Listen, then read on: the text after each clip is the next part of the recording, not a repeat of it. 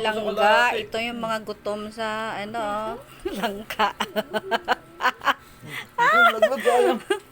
Sa Maynila, hindi ka makabili nito kasi mahal, 300 ang kilo. Eh, dito sa 13, mura lang, 50 lang kilo.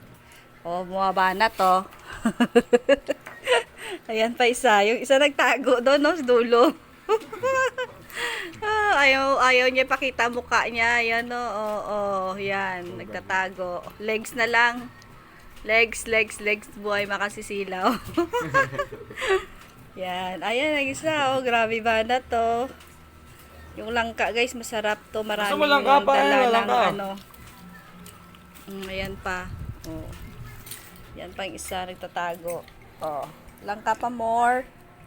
Kain. Sarap ito. Maraming dala itong vitamina. Ano bang vitamina nito? Search nyo na lang guys yung jackfruit. Kung ano yung mga vitamina nito na makatulong sa inyong pangkalusugan. Vitamin ko eh. Yan. Ang isa dyan guys, tingnan mo.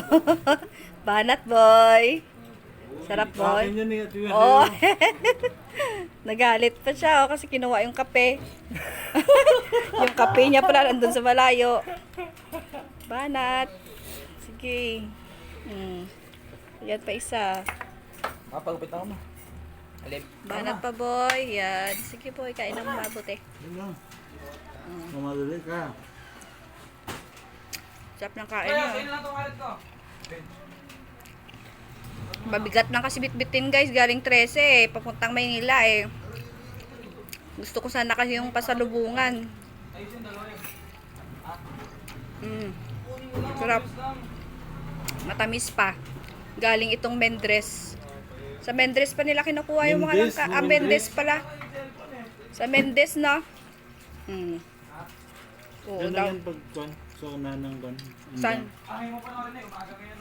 Unahan lang ng indang. Maraming ko lang, maraming puno. Okay. Ano masasabi mo sa langka, sir? Good? Okay. Hindi kain na ng kain Ganda.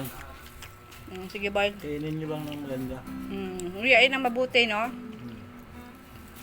Okay, yun lang guys. Bye-bye guys. Yung isa guys, nagtatakip pa rin ang mukha, Yan, tingnan mo yan, Nagtatago ng mukha. Yan na guys, huli ko siya guys. Yan pa guys.